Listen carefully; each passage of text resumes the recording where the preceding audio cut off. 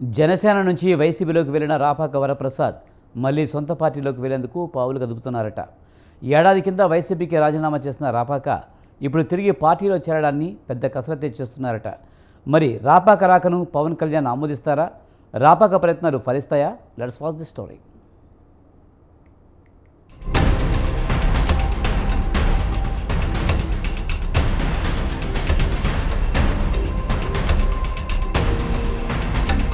కోనసీమ రాజకీయాలు ఎప్పుడు వైవిధ్యంగా ఉంటాయి. ఏ నాయకుడు ఎప్పుడు ఏ పార్టీకి జై కొడతాడో చెప్పలేం. గత దశాబ్ద కాలంలో ఇక్కడి రాజకీయాల్లో అనేక మార్పులు చోటు చేసుకున్నాయి. 2019లో జనసేన తరపున గెలిచిన ఏకైక ఎమ్మెల్యే రాపాక వరప్రసాద్. అయితే వైసీపీ పాలనలో ఆయన జనసేనను అస్సలు పట్టించుకోలేదు. వైసీపీకి అనుబంధ ఎమ్మెల్యేగా మారిపోయారు. అయితే 2024లో అమలాపురం ఎంపీగా వైసీపీ నుంచి పోటీ చేసి ఓడిపోయారు. ఆ తర్వాత వైసీపీకి రాజీనామా చేసి ప్రస్తుతం సైలెంట్ గా ఉన్నారు. అయితే రాపాక ఇప్పుడు మళ్ళీ జనసేన గూటికి వెళ్లాలని ప్రయత్నాలు మొదలు పెట్టారట.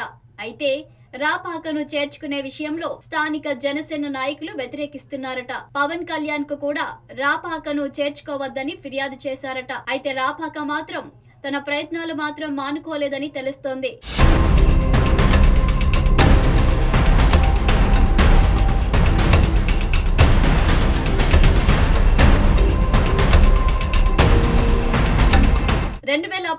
అసెంబ్లీ ఎన్నికల్లో రాజోలు నుంచి జనసేన టికెట్ పై రాపాక పోటీ చేశారు. ఆ ఎన్నికల్లో జనసేన అధినేత పవన్ కళ్యాణ్ పోటీ చేసిన గాజువాక, భీమవరం నుంచి ఓడిపోయారు. కానీ రాపాక మాత్రం తన సమీప వైసీపీ అభ్యర్థి బొంతు రాజేశ్వరరావుపై 814 ఓట్ల మెజారిటీతో గెలిచారు. అప్పట్లో రాష్ట్రం మొత్తంలో గెలిచిన ఏకైక జనసేన అభ్యర్థిగా రాపాక సంచలనం సృష్టించారు. గెలిచిన తర్వాత రాపాక వైసీపీకి సన్నిహితంగా మెలిగారు. అంతేకాకుండా పలుమార్లు జనసేన పవన్ కళ్యాణ్ పై విమర్శలు చేశారు. తనకు జనసేన అధినేత పవన్ కళ్యాణ్ అపాయింట్మెంట్ కూడా ఇవ్వడం లేదని అప్పట్లో ఆరోపించారు. తాను చేసిన ఎలక్షన్ ఇంజనీరింగ్ కారణంగానే గెలిచాను తప్ప పవన్ కళ్యాణ్ చరిష్మా మీద కాదని బహిరంగంగానే వ్యాఖ్యానించారు. జనసేన ఏనాటికి బలపడే పార్టీ కాదని, ఏదో తానొక్కడినే కష్టపడడం వల్ల గెలిచాను కానీ దీనిలో జనసేన ప్రభావం ఏమీ లేదని కూడా అన్నారు. అప్పట్లో ఆయన చేసిన వ్యాఖ్యలు పవన్ కళ్యాణ్ ను తీవ్రంగా ఇబ్బంది పెట్టాయట.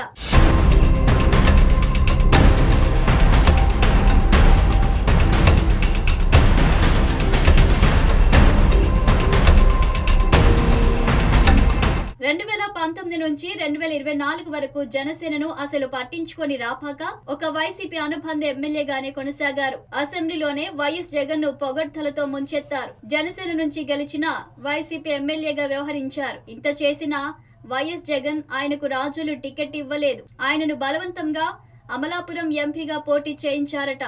అయితే లోక్సభ ఎన్నికల్లో రాపాక ఓడిపోయారు. అప్పటికి గాని ఆయనకు అసలు విషయం బోధపడలేదట.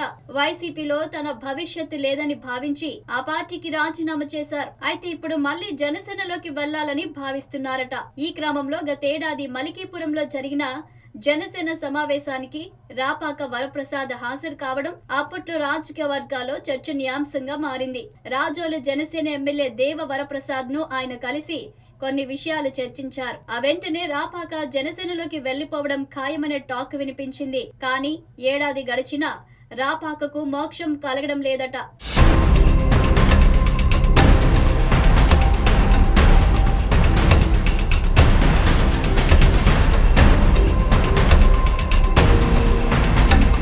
వైసీపీ తనను అవమానించిందని, రాజోలులో కష్టపడి పనిచేసిన తనకు టికెట్ ఇవ్వలేదని రాపాక గతంలో తీవ్ర విమర్శలు చేశారు. జగన్ ను తిట్టిన వ్యక్తికే టికెట్ ఇచ్చి తనను అవమానించారని రాపాక అప్పట్లో వ్యాఖ్యానించారు. ఆ తర్వాత పార్టీకి రాజీనామా చేశారు.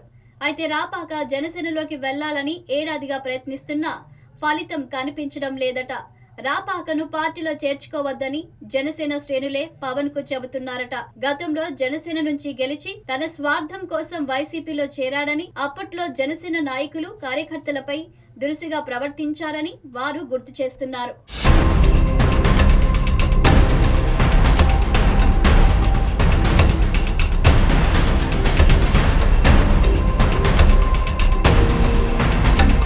జనసేనను మోసం చేసి వెళ్లిన రాపాక ఇప్పుడు ఓడిపోగానే అధికార పార్టీలోకి రావాలని ప్రయత్నిస్తున్నారని కార్యకర్తలు ఆరోపిస్తున్నారు. ఆనాడు జనసేన పార్టీ ఒక గాలివాటం పార్టీగా అభివర్ణించారని, మరి ఏ ముఖం పెట్టుకుని ఈ పార్టీలోకి వస్తారని చర్చించుకుంటున్నారట. అయితే పవన్ కళ్యాణ్ మాత్రం రాపాక విషయంలో ఏ నిర్ణయం తీసుకోలేదట. గతంలో తనతో పాటు పార్టీని కూడా విమర్శించిన రాపాకను తిరిగి చేర్చుకుంటే కార్యకర్తల వ్యతిరేకత వస్తుందని భావిస్తున్నారట. పార్టీలో నెంబర్ 2గా ఉన్న నాదెండ్ల మనోహర్ కూడా రాపాక విషయంలో పాజిటివ్ గా లేరని తెలుస్తుంది. రాపాక రాకతో రాజోలులో మళ్లీ జనసేన వర్గాలుగా విడిపోతుందేమో అనే అనుమానాలు ఉన్నాయట. మరోవైపు రాపాక కూడా ఇంకా జనసేన అధిష్టానాన్ని సంప్రదించలేదు. అందుకే ఇప్పుడు పార్టీ కూడా స్పందించడం లేదట.